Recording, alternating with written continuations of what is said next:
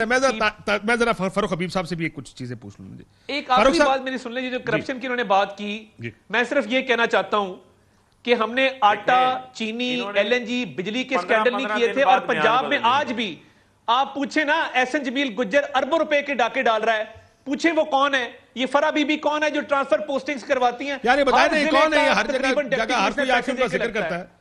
ये बताएं तो सही हैं कौन? हर कोई आके उनका जिक्र कर रहा होता है। देखें एक मिनट देखें, रुक जाए। देखें बुनियादी तौर के ऊपर क्या मामला है। बुनियादी तौर के ऊपर मामला ये है, जिन लोगों का जिनका ये नाम ले रहे हैं उनका ना किसी हुकूमती पोजीशन से कोई ताल्लुक है, ना ही वो किसी अहम ओहदे के ऊपर मौजूद है।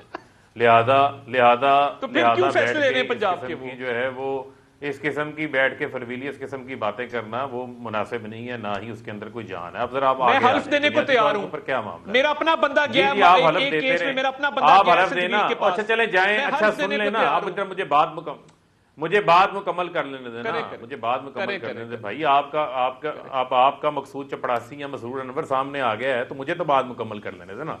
मामला क्या है? मामला ये है मकसूद मसूर करने वाला एक शख्स था, वो घर चला गया। इनके सुन तो लें, चले सुन लें। इनका इशू क्या है? इनका इशू ये है कि ये एक दिन कहते हैं बिलावल हमने लड़ना नहीं है, अगले दिन कहते हैं कि नया सिलेक्टेड तैयार हो गया है। बिलावल कहते हैं कि एक लाहौर का खानदान जो है वो हमेशा सिलेक्ट हुआ करता था। आप मिसाके जमहूरियत से लेके आप 2022 तक की, लेकिन उसका भी जवाब दे देना फारूक साहब। जो कुर्बतें, पंजाब का सबसे बड़ा डाकू कौन था? ना एक सेकंड वो कहानियां सारे मुझे बात सारे बड़ियां चंगी आंदी हैं। मैं जवाब दूंगा, अपना जवाब दे। नहीं मुझे जवाब दूंगा, अपना जवाब दो। वो बात मैंने कर दी जो सिलेक्टेड वाली है, वो मैं कर चुका।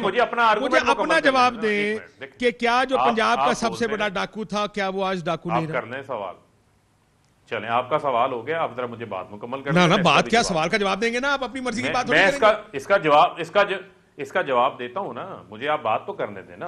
आप मुझे ये तो नहीं बता सकते कि मैंने आपके सवाल का जवाब देना और किस तरह देना। मैं दे के जाऊंगा जवाब, आपके मासूमाना सवाल का जवाब दूंगा। मेरी भी मासूमाना अर्ज सुन लें।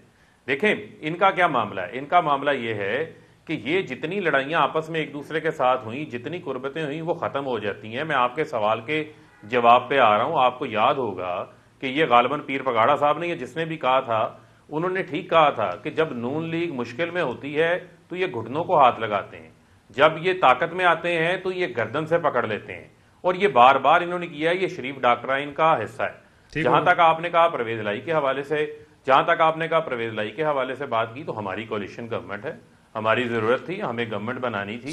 और आप सिर्फ ये नहीं है कि हमने गवर्नमेंट में आके इत्तेहाद बनाया। हमारा इलेक्शन लड़ने से पहले कोलिशन जो है वो सीट एडजस्टमेंट्स हमारी जो है वो। सर आपने तो कहा था लोटे नहीं लूंगा, आपने पूरे लोटों का टोकरा उठाया। आपने कहा ये एमक्यूएम दहशतगर्द है, एमक्यूएम को साथ मिलाया, पंजाब के डाकुओं को साथ मिलाया। आपने हर इलेक्शन के अपने पॉलिटिकल प्रिंसिपल पे कॉम्प्रोमाइज किया। यही पाकिस्तान की सियासत है। मैं सिर्फ कह रहा हूं आप दोनों ये माने, किसी को कोई इसमें अचंभे की बात नहीं है, हैरानगी नहीं है कि सब लोग अपने अपने असूल कॉम्प्रोमाइज करते हैं। Let's move forward. मैं जरा थोड़े सब्सटैंटिव इशू पे जाना चाहता हूं फारूक साहब।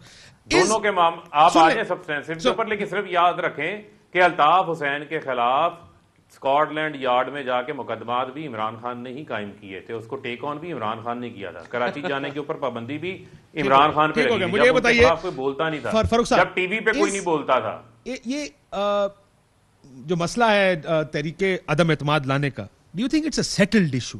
क्योंकि ये चीज मैं आज भी किसी से बात कर रहा था, ये हम रोज आपस में बात करते हैं। देखें हर चीज को कोशिश करते हैं लोग ब्रेक डाउन करने की, ये समझने की कि ये हो क्या रहा है पॉलिटिकली। जाहिर है पॉलिटिकल पॉलिटिक्स में बहुत सी चीजें तो आपको समझ आ रही होती हैं कि ये उसने इशारा कर दिया होगा तो ये हो गया होगा, ये हो गया होगा तो इस वजह से ये चल रहा है।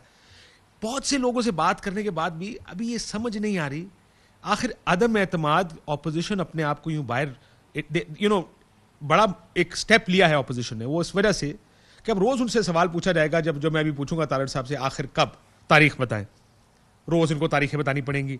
कभी कुछ करेंगे, कभी तो शुरू में तो कहेंगे बता देंगे ना सर क्या मसला है, फिर आखिर में कहेंगे सर दस देना सर, माइंड ना करो, और आखिर में 15-20 दिन महीने के बाद कहेंगे सर मैं तुम्हारे प्रोग्राम में नहीं आना, से मुश्किल सवाल कर दो। ये होगा Aahista Aahista. Opposition if they come out और वो कह रहे हैं कि हम तरीके हर वेले हाजिर हैं, मेरा प्राते हर वेले हाजिर है, तो मैं चुपके लाऊंगा, मसला कोई नहीं। मुझे दसो कि आपको क्या लग रहा है इधर, ये कॉन्फिडेंस कहां से आ रहा है ऑपोजिशन का? देखें बात ये है कि इनका जो कॉन्फिडेंस है वो कैसा कॉन्फिडेंस है। ये 12वीं दफा काशिफ साहब, ये 12वां ऐलान है। पहले इन्होंने कहा, इनको फजल रहमान ने कहा कि जनाब आपने असम्बलियों में जाके हलफ नहीं लेने, आपको याद होगा, इन्होंने हलफ भी ले लिए। फिर उन्होंने कहा कि जनाब हम जो है वो स्पीकर के खिलाफ अदम एतमाद लेकर आएंगे, 10 बार बैकआउट किया। फिर इन्होंने कहा जी पहला बजट नहीं पास होगा, दूसरा नहीं होगा, तीसरा नहीं होगा, सारे पास हो गए। कानून साजियां पास नहीं होगी, सारी हो गई। फिर इन्होंने कहा जी लॉन्ग मार्चेस करेंगे, कोई लॉन्ग मार्च नहीं हुआ। फजल रहमान ने पीछे मुड़ के देखा, सीढ़ी भी गायब थी, कंटेनर भी गायब था, और मियां साहब भी गायब थे। था, ओ पहन असल चीज मियां साहब गायब थे। फिर इन्होंने कहा सुन तो लेना, फिर इन्होंने कहा कि जनाब हम इस्तीफे लेकर आएंगे। वो 2 लोगों ने जाके बड़ी होशियारी से नंबर बनाने के लिए इस्तीफे स्पीकर के पास पहुंचा दिए। बाद में हाथ जोड़ के मिन्नत समाजत करके वो इस्तीफे इनको वापस, हालांकि आप बीच का एक और चीज भूल गए। अब आप कहानी सुना रहे हैं। मरियम बीबी ने बड़े अलग ऐलान कहा था कि अब जो इस्तीफे दे दिए मुंह पे मारे, कोई वापस नहीं लेगा। उन्होंने अगले दिन जाकर स्पीक किया, जिसमें एक कैप्टन सफ्तर के भाई थे जिन्होंने इस्तीफा वापस ले लिया। लेकिन मैं अब जरा यही सवाल पूछना चाहता हूं तारड़ साहब, आर और पार भी तो कहा था।